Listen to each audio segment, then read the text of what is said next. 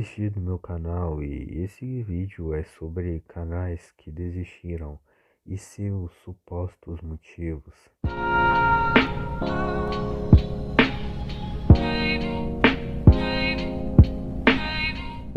Bom, meu nome é Pedro e o vídeo de hoje vai ser sobre canais que desistiram e seus supostos motivos. Minha inspiração para esse vídeo foi o Gucci, que perdeu seu canal e tá recomeçando do zero.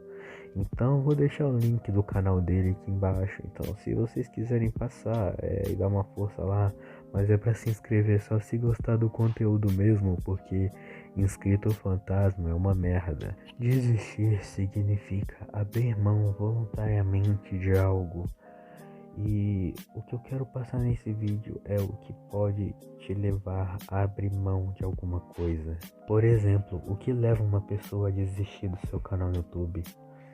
O baixo número de views, a quantidade de inscritos que nunca saem do lugar ou um acidente que faz a pessoa perder o canal e nunca mais recuperar ele.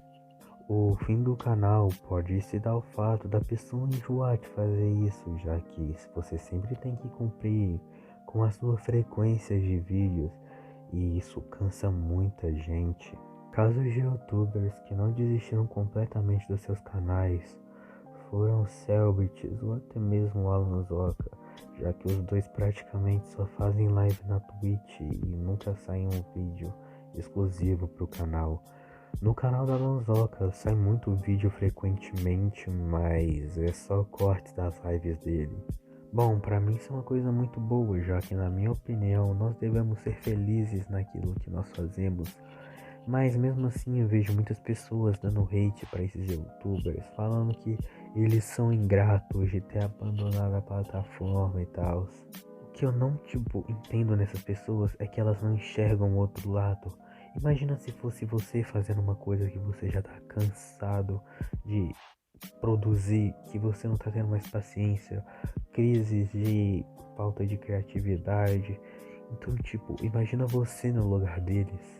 Então vamos deixar de se importar com o que um youtuber faz, porque eu acho que se ele parar de fazer vídeo pro YouTube e começar a fazer lives, não vai mudar em nada na sua vida.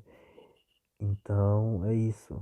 Meu nome é Pedro e eu sei que o vídeo não ficou muito longo, nem nada, e nem muito bom, porque o vídeo tá sem roteiro.